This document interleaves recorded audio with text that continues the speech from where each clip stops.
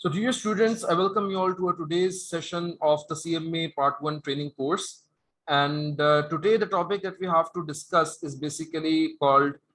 the topic of integrated reporting. तो सबसे पहले तो हम लोगों को पता होना चाहिए कि जो लफ्ज़ इंटीग्रेटेड रिपोर्टिंग है ये आया कहाँ से, या इसका माखज़ या इसका बेसिकली जो सोर्स है वो कौन से दो वर्ड्स हैं। ठीक है, तो एक तो इसमें आप लोगों को जाना पहचाना सा लफ्ज जो है वो नजर आ रहा होगा जिसको हम रिपोर्टिंग कहते हैं, और बीइंग एन अकाउंटेंट इस लफ्ज से हम लोगों को वखरा किस्म का एक प्यार है। ठीक है, रिपोर्टिंग का मतलब ये होता है कि हमने अपने फाइनेंशियल रिपोर्ट्स को या अपने फाइनेंशियल रिजल्ट्स को, जिसके अंदर हमारी basically statement of financial position और स्टेटमेंट ऑफ कॉम्प्रिहेंसिव इनकम या इनकम स्टेटमेंट, इसको हमने रिपोर्ट करना होता है to the users of the financial statements. ठीक है, और इसके अंदर बेसिकली हम अगर थोड़ा सा ज्यादा इसको डिटेल में पढ़ें या हम अपना रिकॉल करें तो इसका मतलब ये होता है कि हमारी कंपनी की जो फाइनेंशियल पोजीशन है हमने उसको रिपोर्ट करना होता है। ठीक है, और दूसरे नंबर पर हमने क्या चीज रिपोर्ट करनी होती है, हमने अपनी कंपनी की, अपने इदारे की फाइनेंशियल परफॉर्मेंस को जो है वो रिपोर्ट करना होता है। ठीक है, पोजीशन का मतलब बैलेंस शीट, और whenever we are talking about performance so we are talking about the income statement, the profit and loss element, the bottom line. ठीक है, तो performance is always indicated by the profit और loss और the surplus और deficit figure appearing on the income statement. ठीक है,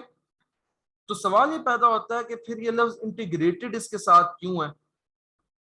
integration का मतलब होता है मुख्तलिफ चीजों को एक साथ लेकर चलना। ठीक है, इंटीग्रेटेड रिपोर्टिंग से मुराद क्या पांचों फाइनेंशियल स्टेटमेंट्स का एक साथ होना है, या इसका मतलब जो है वो कुछ और है। तो ये वो कुछ टॉपिक्स हैं जो आज हम लोगों ने डिटेल से डिस्कस करने हैं कि व्हाट इज इंटीग्रेटेड रिपोर्टिंग, इसकी हिस्ट्री क्या थी, ये शुरू कैसे हुई, और ये कौन सी बॉडी ऐसी है जो कि बेसिकली इसके हवाले से डायरेक्शंस देती है, इसका फ्रेमवर्क कौन सी बॉडी इशू करती है, और किस तरीके से बेसिकली ऑर्गेनाइजेशंस जो है वो इंटीग्रेटेड रिपोर्टिंग को अंडरगो कर रहे हैं, और किस तरह से वो अपनी एनुअल रिपोर्ट्स को जो है इंटीग्रेटेड रिपोर्टिंग के मॉडल के ऊपर जो है वो प्रेजेंट करते हैं। ठीक है, उसके अलावा आज का जो लेक्चर होगा उसके अंदर हम लोगों को इंफॉर्मेशन मिलेगी about the different types of capital that are used by the organisation. इसके अलावा हम लोगों को दो मजीद इंपॉर्टेंट टर्मिनोलॉजीज के बारे में इंफॉर्मेशन मिलेगी, जिसको हम कहते हैं कॉरपोरेट सोशल रिस्पॉन्सिबिलिटी, इसको हम प्यार से CSR बोलते हैं। ठीक है, इसको आप कंटिन्यू कर लीजिएगा, और इसका जो निक नेम है वो क्या है, कॉर्पोरेट सोशल रिस्पॉन्सिबिलिटी यानी कि CSR। और एक और टर्मिनोलॉजी आप लोग सीखेंगे, वो कौन सी है, वो है सस्टेनेबल ग्रोथ या सस्टेनेबल डेवलपमेंट। ठीक है, ये दोनों तरीकों से टर्मिनोलॉजी इस्तेमाल होती है, इस वजह से हम इसको ग्रोथ एंड डेवलपमेंट लिख लेते हैं। ठीक है, कोई स्पेलिंग मिस्टेक हो तो उसको काइंडली आप लोग ओमिट कीजिएगा, जब खुद लिख रहे होंगे तो कोशिश कीजिएगा कि विदाउट स्पेलिंग मिस्टेक लिखें। ठीक है, एक और टर्मिनोलॉजी आप लोगों को पढ़ने को मिलेगी जिसको हम कहते हैं इंटीग्रेटेड थिंकिंग। आज हमने लफ्ज इंटीग्रेटेड जो है ना वो बहुत अच्छी तरीके से पढ़ना है, जगह जगह आपको इंटीग्रेशन का लफ्ज जो है वो नजर आएगा, लेकिन यहाँ पर अगर आप लोगों ने मैथमेटिक्स का बैकग्राउंड है तो इंटीग्रेशन जैसे कैलकुलस में पढ़ते थे तो उससे घबराइएगा मत कि ये वो वाली इंटीग्रेशन कतन नहीं है जिससे स्टूडेंट भागते हैं। तो ये जो इंटीग्रेशन है ये किसी और लेवल की इंटीग्रेशन है, हम किसी और इंटीग्रेशन की बात करेंगे। ठीक है, तो एक और इम्पोर्टेंट कॉन्सेप्ट जो आप लोग आज पढ़ेंगे वो है वैल्यू क्रिएशन का। ठीक है, इन चीजों को इंशाल्लाह ताला हमने अपने आज के लेक्चर में देखना है, तो लिहाजा हम अपनी स्लाइड्स की तरफ आते हैं कि व्हाट इज इंटीग्रेटेड रिपोर्टिंग। इससे पहले मैं आप लोगों को एक बैकग्राउंड बताता चलूं कि आज से कुछ अर्सा पहले, कुछ अर्से से मुराद कई साल पहले, बेसिकली जो फाइनेंशियल रिजल्ट्स होते थे किसी भी ऑर्गेनाइजेशन के उनको बहुत ज्यादा इंपॉर्टेंस दी जाती थी। इंपॉर्टेंस देना जरूरी भी है क्योंकि वी ऑल नो कि जब तक हम किसी भी चीज के फाइनेंशियल एलिमेंट्स उसको एनालाइज नहीं करते तब तक हमारा एनालिसिस ही अधूरा रहता है, एनालिसिस हमारा कंप्लीटली परफॉर्म होता ही नहीं है, क्योंकि हमारी फाइनेंशियल पोजीशन और फाइनेंशियल परफॉर्मेंस जो है ये बहुत ज्यादा इंपॉर्टेंट है, not only for our organisation but for the overall users of the financial statement. क्योंकि फाइनेंशियल स्टेटमेंट के यूजर्स तो हमारे जो इन्वेस्टर्स हैं उनके अलावा और भी बहुत सारे लेंडर्स हो गए, हमारे पोटेंशियल इन्वेस्टर्स हो गए, इसी तरीके से गवर्नमेंट अथॉरिटीज हो गई, हमारा जो लोकल एरिया है वो तमाम चीजें हो गई। ये सारे के सारे यूजर्स हैं हमारे ऑर्गेनाइजेशन की फाइनेंशियल स्टेटमेंट्स के। और फाइनेंशियल स्टेटमेंट्स बेसिकली क्या प्रोवाइड करती हैं? फाइनेंशियल इंफॉर्मेशन प्रोवाइड करती हैं। अगर हमने हॉरिजॉन्टल या वर्टिकल एनालिसिस प्रोवाइड करना है तो तब भी हम लोगों को फाइनेंशियल इंफॉर्मेशन चाहिए। फाइनेंशियल इंफॉर्मेशन की इंपॉर्टेंस बहुत ज्यादा है, लेकिन मौजूदा दौर में जैसे कैसे दुनिया ने तरक्की की और लोगों को पता चला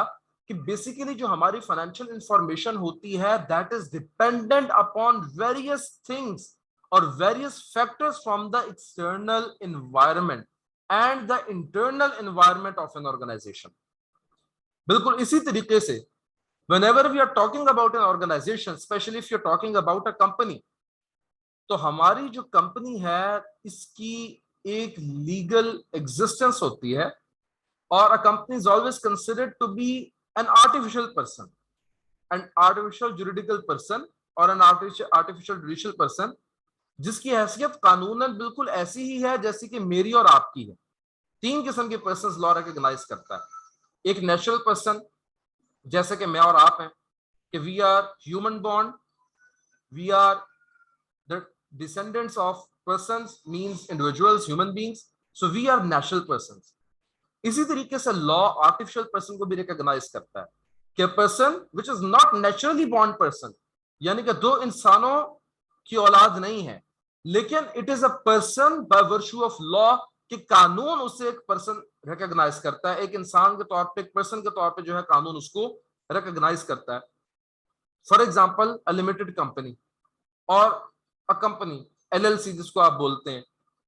अमेरिका में, ठीक है।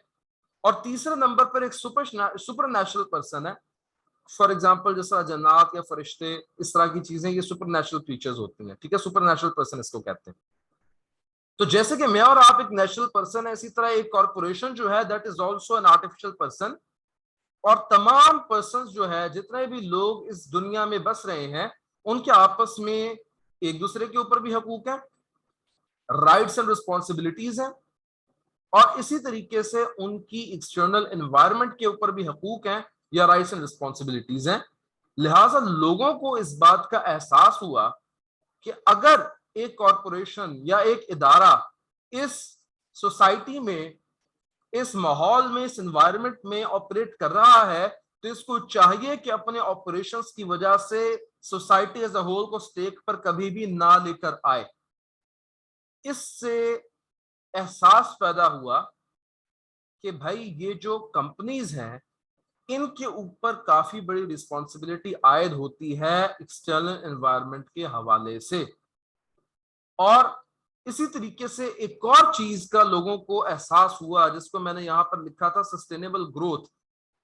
लोगों को इस बात का एहसास हुआ कि भाई हमारे पास जो भी रिसोर्सेज अवेलेबल हैं, अगर हम उनको कंटिन्यूअसली जाया करते रहेंगे, यानी कि एक्सेस के अंदर, यानी एक तो चीज है ना कि हमारी जरूरत है, जरूरत के मिकदार इस्तेमाल करने को तो कोई गलत नहीं कहता, लेकिन अगर हम ज्यादा जरूरत उस चीज को इस्तेमाल करेंगे तो उससे क्या होगा? रिसोर्सेज जाया होंगे। तो ऐसा ना हो कि हम आज अपनी ग्रोथ और डेवलपमेंट के लिए तो रिसोर्सेज को यूज कर लें, लेकिन हमारे आने वाले मुस्तकबिल में जो हमारे ही ऑफस्प्रिंग्स होंगे, जो हमारे ही डिसेंडेंट्स होंगे, हमारी आइंदा आने वाली नस्लें, उनके लिए हम ये रिसोर्सेज छोड़े ही ना, उनकी एबिलिटी को to use these resources for their benefit and development and growth हम स्टेक पर ले आए, तो ये तो कमकली है, ये तो कोई दानिशमंदाना बात नहीं है। तो ये जो कॉन्सेप्ट था सस्टेनेबल ग्रोथ एंड डेवलपमेंट का और कॉर्पोरेट सोशल रिस्पॉन्सिबिलिटी का, इन दोनों कॉन्सेप्ट्स ने बेसिकली इस चीज की बुनियाद रखी कि ऑर्गेनाइजेशंस को सिर्फ और सिर्फ फाइनेंशियल इंफॉर्मेशन नहीं प्रेजेंट करनी चाहिए, बल्कि नॉन फाइनेंशियल इंफॉर्मेशन को भी अपनी एनुअल रिपोर्ट्स का, अपनी फाइनेंशियल रिपोर्ट्स का पार्ट बनाना चाहिए, जिसके अंदर लोगों को पता हो कि ये ऑर्गेनाइजेशन ये किस तरह से वैल्यू क्रिएट करना चाहती है over the short, medium and the long term. इसके क्या मकासद हैं, इसकी क्या स्ट्रेटेजीज हैं, ये कॉर्पोरेट सोशल रिस्पॉन्सिबिलिटी किस तरह से निभा रही है, इसका सस्टेनेबल ग्रोथ और डेवलपमेंट के हवाले से क्या प्रोग्राम है, वगैरह वगैरह। ठीक है, तो ये सारी की सारी चीजें हमने अपने आज के टॉपिक में इंशाल्लाह पढ़नी है। तो first of all we should understand what an integrated report is, and an integrated report is basically a report that contains not only the financial information but it also includes non financial information। ठीक है, अब non financial information में कौन कौन सी information शामिल है वो हम इंशाल्लाह ताला डिटेल से आगे देखेंगे। नॉन फाइनेंशियल इंफॉर्मेशन के अंदर आपके सामने लिखा हुआ है कि as corporate social responsibility and sustainable development have become more important to more stakeholders, the need for information that is outside the scope of the financial statements has become desired by many users of the financial statements, or in other words you can say the stakeholders of corporate accounts or the corporate organizations, the corporations। okay, ISO 26000, ISO is basically the international organization for standardization। ये एक बहुत important organisation है, इसने कई standards और guidelines जो है वो इशू की हैं। तो इसकी गाइडलाइन नंबर 26000 जो है बेसिकली आपको सोशल रिस्पॉन्सिबिलिटी के ऊपर गाइडलाइन प्रोवाइड करती है कि किसी भी ऑर्गेनाइजेशन की सोशल रिस्पॉन्सिबिलिटीज क्या है। Therefore, this standard helps organizations to structure, evaluate and improve their social responsibility towards the environment, towards the community in which that particular organization is operating। ठीक है, तो ISA 26000 इंपॉर्टेंट है, और according to ISA 26000 social responsibility is an organization's responsibility for the impacts of its decisions and activities on society and the environment through transparent and ethical behavior। यानी सबसे पहले तो हमें ये बात इसने बता दी जो कि हमें पहले भी पता थी, लेकिन थोड़ा सा चीजें क्या हो गई हैं, स्टैंडर्डाइज्ड हो गई हैं। पहले किसी बंदे को पता थी, किसी बंदे को नहीं मालूम थी, और अगर किसी को मालूम भी थी तो तब भी उसकी एथिकल और मोरल ब्रॉटअप के ऊपर बहुत ज्यादा चीजें डिपेंडेंट थी कि क्या वो इन चीजों को वेटेज और इंपॉर्टेंस भी देता है कि नहीं देता। कुछ लोग ऐसे होते हैं कि वो ये बेसिकली इंशाल्लाह ताला जब हम पार्ट 2 को पढ़ेंगे तो एथिक्स का इसमें पूरा सेक्शन है CMA पार्ट 2 के एग्जाम के अंदर, उसके अंदर हम पढ़ेंगे कि कुछ मोरल प्रिंसिपल्स होते हैं। ठीक है, डियंटोलॉजी, पेलियंटोलॉजी वगैरह के कुछ लोग ये समझते हैं कि जिसको वो सही समझ रहे हैं वो चीज वही ठीक है, हालांकि जरूरी नहीं होता कि वो चीज दुरुस्त हो।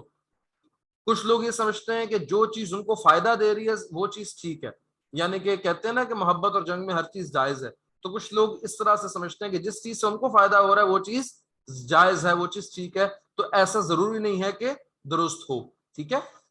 तो according to ISO 26000 social responsibility is an organisation responsibility, यानी कि जरूरी है ऑर्गेनाइजेशन का जो है ये रिस्पॉन्सिबिलिटी है, राइट है, for the impacts of its decisions and activities on society and the environment